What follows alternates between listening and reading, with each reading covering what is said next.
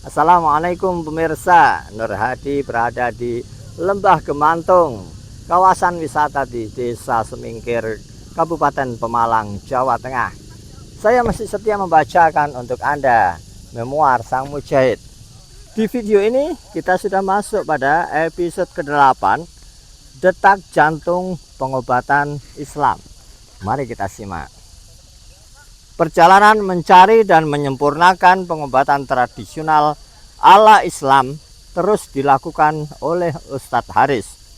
Ketertarikan terhadap ilmu-ilmu baru mengenai pengobatan juga beliau dapatkan. Beberapa di antaranya bahkan mengantarkan beliau untuk belajar ilmu yang lebih spesifik atau khusus. Cara dalam beliau belajar kini menjadi kian beragam. Berbagai pelajaran juga turut didapat lewat jalan yang tidak terduga. Tidak terkecuali rentetan kejadian dalam hidup dan hasil praktek menerapi ribuan orang, menyumbang titik cerah serta pengalaman baru bagi Ustadz Haris. Hingga suatu saat keilmuan tersebut makin sempurna dan mulai menemukan berbagai hal yang selama ini beliau harapkan. Pemirsa, kita masuk pada subjudul yang pertama. Tersadarkan oleh ayat Allah Subhanahu wa Ta'ala. Banyaknya ilmu pengobatan yang beliau pelajari secara tidak langsung membentuk personal branding yang kuat sebagai pakar pengobatan tradisional. Liku-liku perjalanan yang tidak mudah pun sudah dilalui dengan berbagai suka dukanya. Namun, layaknya pembelajar yang haus akan ilmu, beliau tidak pernah merasa selesai dalam misi pencarian ini, hingga sebuah kasus sepele menimpa beliau. Saat itu, salah satu putra Ustadz Haris terjatuh ketika bermain dan mengalami kesleo pada kakinya. Mendapati hal tersebut, tidak hanya bingung yang beliau rasakan. Seketika perasaan panik juga menelusup pada diri beliau. Meski tampak sepele, kesleo bisa menjadi cedera yang serius apabila tidak ditangani dengan baik. Terlebih, beliau belum memiliki jenis pengobatan yang paling efektif untuk mengatasinya.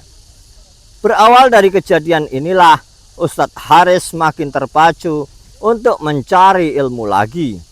Namun, sebelumnya beliau ingin menyembuhkan dahulu sakit yang menimpa sang putra. Setelah bertanya ke beberapa teman, bertemulah beliau dengan seseorang yang fokus mengobati masalah tulang kesleo. Rumahnya pun tidak jauh dari kediaman Ustadz Haris, sehingga tanpa menunggu lama, sang putra langsung dibawa menuju rumah orang tersebut. Selain mengobati anak beliau, Ustadz Haris turut memanfaatkan momen ini untuk belajar langsung terkait ilmu pengobatan tersebut. Tidak heran, sembari mengobati, orang yang ahli masalah tulang ini terus menjawab pertanyaan-pertanyaan yang diajukan oleh Ustadz Haris. Pengalaman itulah yang kemudian membuat Ustadz Haris akan tertular untuk belajar mengenai tulang manusia. Beliau sangat tertarik dengan basis ilmu yang beliau peroleh secara tidak sengaja ini. Peristiwa ini pasti merupakan jalan yang telah diatur olehnya. Tidak ada yang serba kebetulan di dunia ini. Perlahan tetapi pasti, sejak bertemu seorang ahli di masalah tulang tersebut, Ustadz Haris makin mengarahkan fokusnya pada belajar melalui praktek. Keilmuan ini memang perlu dikembangkan dengan banyak praktek. Tidak cukup hanya dengan membaca literatur. Tentunya beliau juga tetap membaca buku-buku yang membahas tentang anatomi tubuh manusia. Kemantapan hati Ustadz Haris untuk lebih fokus pada masalah tulang kian bertambah ketika menemui terjemahan ayat di dalam Al-Quran yang sering beliau baca selepas sholat. Kebiasaan membaca dan mempelajari Al-Quran memang telah lama dilakukan Ustadz Haris. Ruang tengah rumah beliaulah yang menjadi saksi aktivitas mengaji beliau setiap pulang dari masjid, utamanya selepas sholat subuh dan maghrib. Ustadz Haris menyadari bahwa pada Al-Quran telah disebutkan mengenai tulang belulang. Terlebih, beliau terfokus pada terjemahan Al-Quran surat Al-Mu'minun ayat 14 yang artinya berbunyi demikian. Kemudian air mani itu kami jadikan segumpal darah.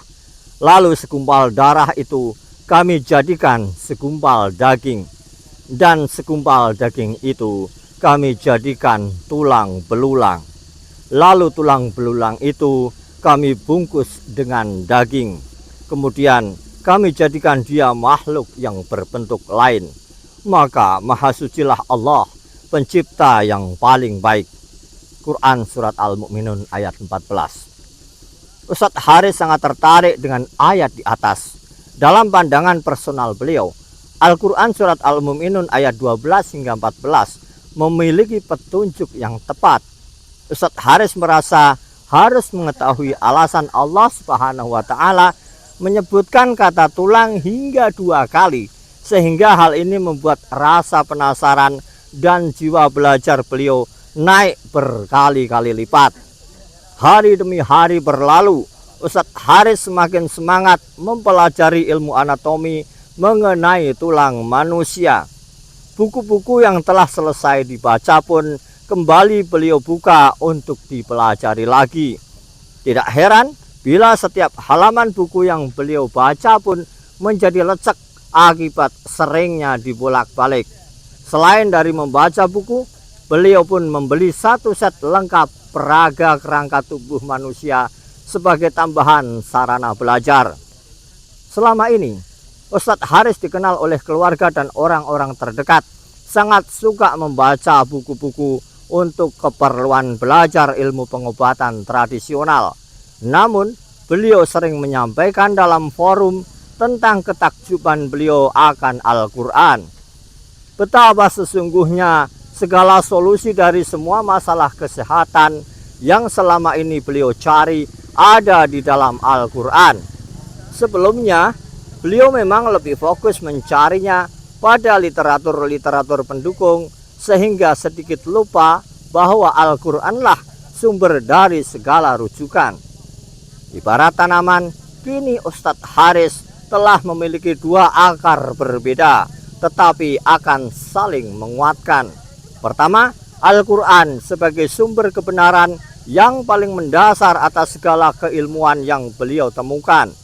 Kedua, dari buku-buku dan guru sebagai wahana penguatnya. Ustadz Haris banyak mendapatkan cetusan ide dari membaca terjemahan tafsir Al-Quran. Ide tersebut kemudian beliau olah dalam penelitian. Aneka teori dari para ahli atau pakar melalui berbagai literatur juga tidak luput untuk dipelajari.